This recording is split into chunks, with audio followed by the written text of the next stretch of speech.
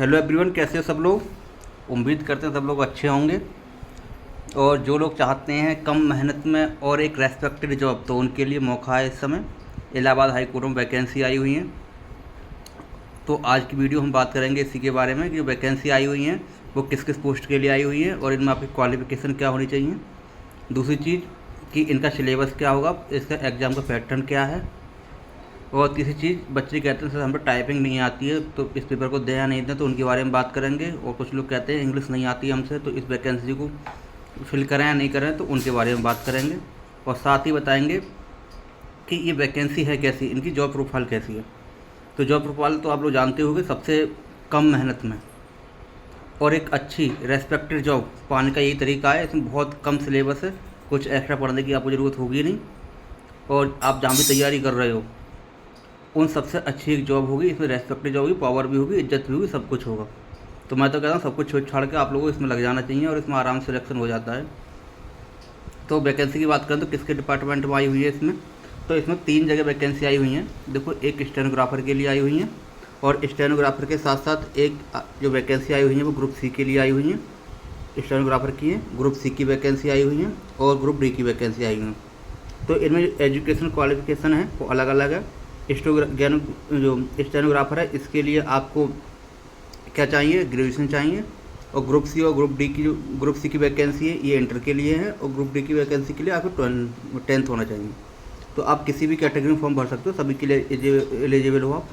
यदि आप high school हो तो ग्रुप डी में फिल कीजिएगा, इंटर हो तो ग्रुप सी में।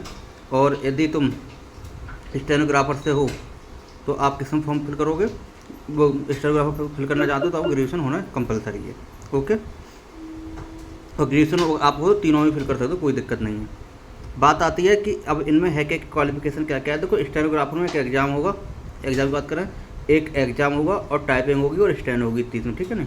यदि आप लोगों से स्टेनो नहीं आती है, स्टेनो नहीं आती तो भी कोई दिक्कत नहीं, फॉर्म फिल कर सकते हो। अभी से स्टार्ट कर दोगे तो स्टेनो 5 से 6 महीने में सीख जाओगे। स्टेनो इसकी ज़्यादा हार्ड नहीं होती है, ठीक है, सिंपली होती है। बताएंगे कितना मांगेंगे।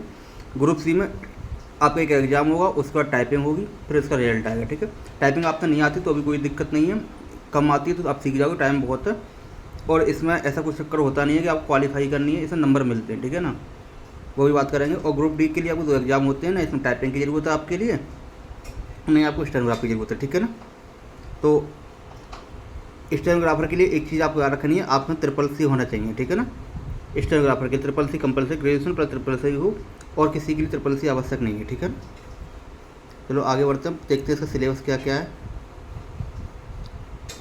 जो वैकेंसी आप देख लेना, ये सब सरकारी रिजल्ट से ली हुई वैकेंसी है, सब लिखी हुई है इसमें कितनी कितनी वैकेंसी आप देख सकते हो। अच्छी खासी वैकेंसी आई हुई है इस समय, ठीक है ना।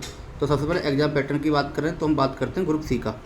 तो देखो, ग्रुप सी के एग्जाम पैटर्न की बात करें तो ये 2 स्टेज में इसका एग्ज़ाम होना है तुम्हारा। पहले में आपको रिटन एग्जाम होना है, दूसरे में टाइपिंग होनी है। तो पहले में रिटन एग्जाम जो होगा तो उसमें कौन कौन सब्जेक्ट आएंगे, उसमें हिंदी होगी, इंग्लिश होगी और GS होगी और मैथमेटिक्स होगी, ठीक है ना। सबके आपके 25-25 क्वेश्चन होंगे, 100 क्वेश्चन आएंगे और एक क्वेश्चन 1 मिनट का होगा, 100 नंबर का होगा, ठीक है। और टाइम आपको 90 मिनट होगा, ये पर्याप्त टाइम है, बहुत ज़्यादा टाइम है, ठीक है, आराम से हो जाएगा, टाइम की कोई दिक्कत नहीं है।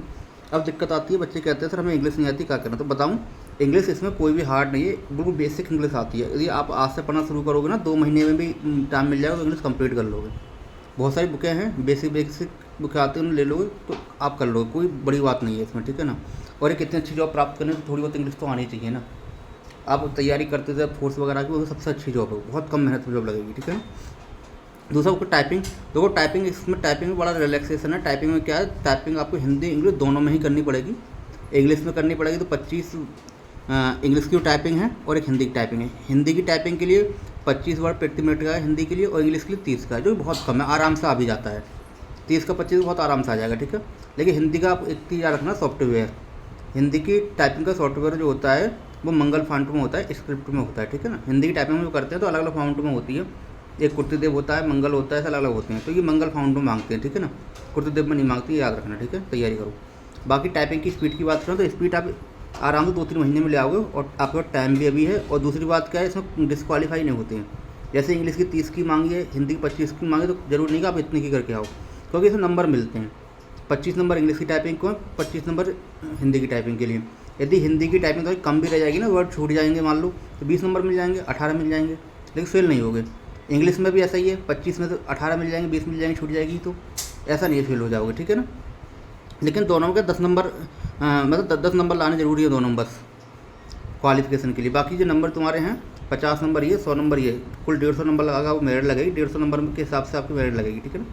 तो अभी कट ऑफ लगेगी, फाइनल कट ऑफ 150 नंबर से लगेगी, ठीक है ना। यदि आप 1-2 नंबर कम भी हो जाए तो भी कोई दिक्कत नहीं है, ठीक है ना। ये बहुत अच्छा काम किया है इन्होंने। अब देखो आगे बढ़ते हैं। यदि आप स्टेनोग्राफर हो, आपसे स्टेनो आती है तो देखो स्टेनो आती है तो अच्छी बात है, नहीं आती तो भी कोई दिक्कत नहीं है, आप फॉर्म डालना चाह दो डाल सकते हो। तो स्टेनो जो है आप आराम 4 से 5 महीने सीख जाओगे, ठीक है ना। काफ़ी लोग सिखाते हैं 4 से 5 महीने आराम से सीख जाओगे। तो इसमें भी आप ग्रेजुएशन हो तो इसमें फॉर्म फिल कर सकते हो। ये अच्छी जो ये सबसे ज़्यादा सैलरी इसी में है स्टेनो की। इसमें 3 स्टेज होंगी आपकी। पहली स्टेज 2 ही होंगी। फर्स्ट स्टेज में एग्ज़ाम होगा, वही सेम एग्ज़ाम है ग्रुप सी वाला ही, हिंदी इंग्लिश जीएस और मैथ 25-25 नंबर की। और सेकेंड में आपको टाइपिंग देनी पड़ेगी 25 की हिंदी की और 30 की इंग्लिश की सेम। उसके बाद इसमें स्टेनो भी करना पड़ेगा आपको। स्टेनो का हिंदी का भी स्टेनो कर सकते हो, इंग्लिश की भी कर सकते हो, ठीक है, जो कि 80 वर्ड पर मिनट की होगी, ठीक है ना। और इंग्लिश की 100 वर्ड पर मिनट की होगी, ठीक है ना, जो और आराम से आ जाती है, ठीक है। लेकिन इसमें भी मार्किंग ही है। इसमें देखो हमारी टाइपिंग यदि आपकी कम रह जाती है तो आपको 25-25 नंबर की है ना, तो नंबर कम मिल जाएंगे। स्टेनो में कुछ बार छूट जाते हैं, कोई दिक्कत हो तो फेल नहीं होगे आप, कम नंबर मिल जाएंगे। तो तीनों को मिला के आपको क्या मिलेगी, कट ऑफ लगेगी। तो 50 और 25 कितने हो गए, 50, 150 पर 100, तो 200 नंबर से ही कट ऑफ लगनी है, ठीक है ना। तो यदि आपको थोड़ा बहुत मिस्टेक भी कम आता है तो भी आपको काम चल जाएगा, ठीक है, ऐसा नहीं फेल करेंगे आप। तब यहाँ भी फॉर्म फिल कर सकते हो।